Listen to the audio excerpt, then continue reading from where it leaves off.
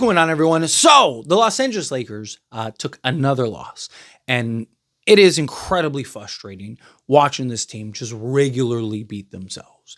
That was an incredibly winnable game, and they just blew it. They did. They just botched it. But something needs to change, in my opinion. Jackson Hayes, again, it's just not a good matchup for him at all, right? Like, he's just essentially unplayably bad. Now, he's only playing like 8 minutes a game, and I've talked about, I think you still have to play him something. Like, you don't want to lose him entirely, because if you get through this round, I do think some of those other matchups, he'd be much more valuable, right? Like a Warriors matchup, I think he'd be great in, because now he has a size advantage, right? And some mismatches. Even a Thunder series, I think he'd be much better in. I just think that this is a terrible matchup for Jackson Hayes. Austin Reeves was great in the first half, disappeared in the second half. Luka had the flu game or whatever. It just wasn't one of the legendary flu games, unfortunately. And Rui Hachimura, he's not what this team needs, right? Something that I've talked about very heavily.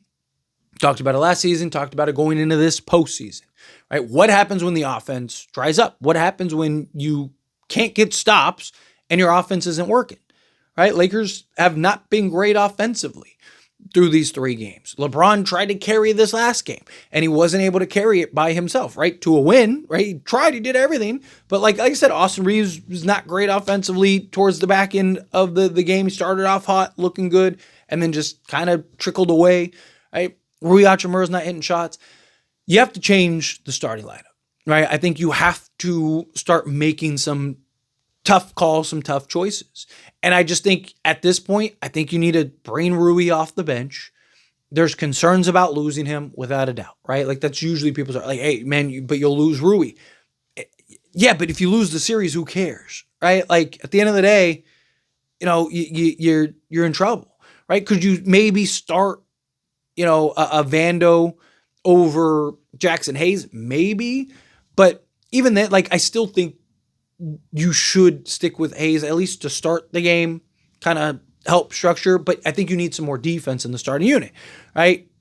I think you have to start Jared Vanderbilt. I think you have no choice, right? Good things happen when Jared Vanderbilt's on the basketball court, right? Good things happen when Jared Vanderbilt is out there playing. Now, you could start Dorian Finney-Smith as well, right? That's definitely an option out there, right? Like, go with Doe.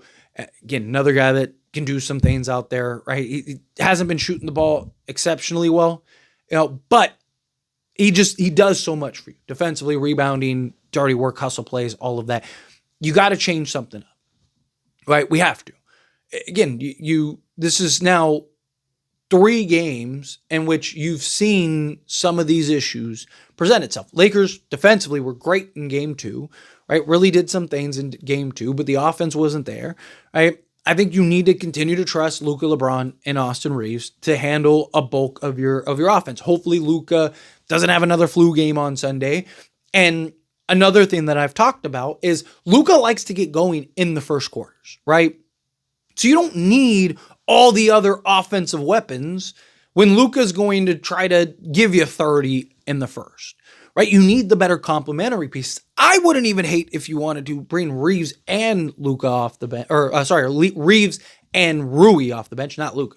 Reeves and Rui off the bench, and go with Vando and Dorian Finney-Smith, and just trust that Luka's going to go give you 20 in the first quarter like he usually does, right? Let him go off, and then now you can take Luka out when he's ready to take out, or take LeBron out, bring in Reeves, right?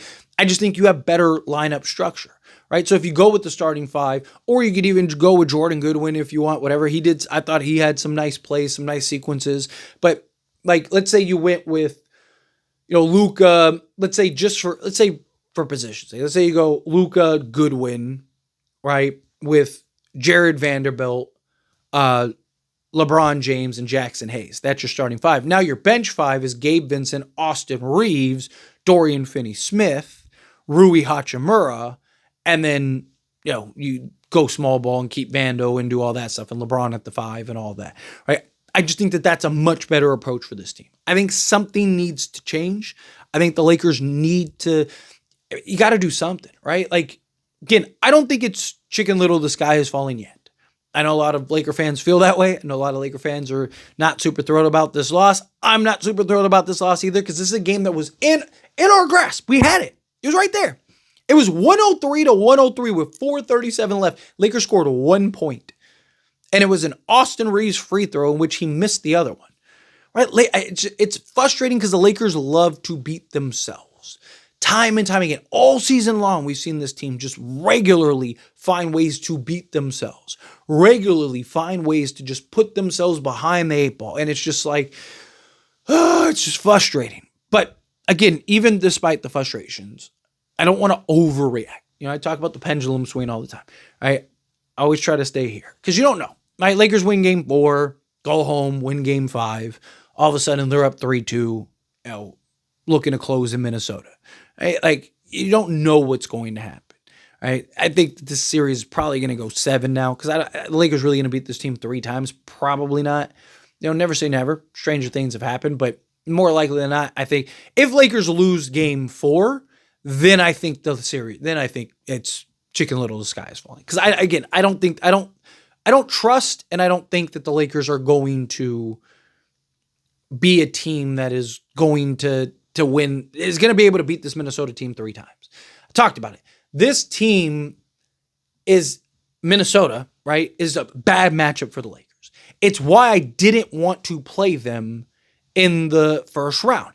I didn't mind playing Minnesota later, right, because you got to play who you got to play. You got to go through who you got to go through, right? At some point, if we would have played Minnesota, I would have been fine with it. I didn't want to play them in the first round because of a lot of the issues you saw. Lakers are trying to figure stuff out. They're trying to get Luka, LeBron, and Austin Reeves to kind of get back in a rhythm. Guys are, struggling. Got first-year head coach. Like, you got so many things going on that the Lakers are trying to navigate and figure out. I just was worried that, Minnesota is a tough physical matchup that give everybody problems. And we're undersized, tend to beat ourselves, right? And just don't match up particularly well against this team. I do think we have advantages, and I do think that the Lakers, if they can start exploiting those advantages, can win this series. I think if the Lakers play better, they can win this series. I still believe the Lakers can win this series. Right? We've seen Lakers down 2-1 before. We've seen Lakers, we've seen LeBron down 2-1. We've seen Luka, and they come back and win. Right? I'm not worried about the pressure. All the pressure's on Lakers. That's fine. All the pressure was on Lakers in game 2, and Lakers came out, handled business, and got the win. Right? If anyone's going to handle the pressure, well, it's LeBron and Luka. I'm not worried about those two in the playoffs in a high-pressure, high-stakes situation. Right? Minnesota also got to ball out, too, and show out, and and they don't want to lose. They still have pressure. Right? Lakers absolutely have more pressure, but let's not pretend like Minnesota's just playing with house money now. No, because if they lose, then Lakers, now you got to go back to LA. All of a sudden, that series flips very quickly. So Minnesota still has pressure. It's just a large majority of it, 80-20 or whatever is on the Lakers. But I think you got to change it up. You do. You got to change it up. And it looked like Vando, if Vando doesn't get in foul trouble, I think JJ Redick plays him a lot more, and I think this is a different game. I really do, because he impacts the game so much, right? I know the offense is concerning with him and all that stuff, but he just does so many things well, right? As far as rebounding the basketball and hustling and doing the dirty work. And I just think, if he doesn't get in foul trouble, I think he probably plays 20, 25 minutes. And I think we're looking at a very different basketball game because he's just a guy that's regularly going to make those right plays. Again, I don't hate the idea of Dorian Finney-Smith. I don't hate the idea of inserting a Jordan Goodwin and a Dorian Finney-Smith. I think you need to do something. There needs to be some type of shakeup. I think the Lakers need to find some way to kind of better balance the starting unit and bench 5 and stuff, because also our bench has not been great, right? But now you bring Rui off the bench. Now he's going up against bench players, right? Now, he's probably in a better spot, right? Again, it's the definition of insanity, right? Keep doing something over and over, expect a different result. Again, the Lakers, just Rui Hachimura has not been great for the Lakers, right? He just hasn't been what this team needs. Right? Austin Reeves has had his struggles, right? We need to switch something up. I think you need to kind of throw a wrench into Minnesota's plans. You got to start doing some things. right? Look to Vando, Jordan Good, like the hustle, dirty work guys that you know are going to impact the game in multiple ways, right? Like Jordan Goodwin is a guy that, again, is going to impact the game. Like he had several just winning plays, right? Like Jared Vanderbilt had several winning plays, right? But again, Lakers are in a tough spot, without a doubt. But I think, again, this is part of, playoff basketball and coaching. And, like, I don't think anyone thought this was going to be, I said Lakers in 6, right? So I figured that they lose a couple games, right? Like, it wasn't like I thought the Lakers were going to sweep Minnesota or anything like that, right? Like, I thought best case scenario, if Lakers win the 2 home games, they win in 5, but didn't happen, right? Now you've traded games. Lakers can't trade games the rest of the way, that's for sure. You can't, because, Minnesota won the first game. So if you trade games the rest of the way, then, that's it, right? But again, I don't think it's panic mode yet.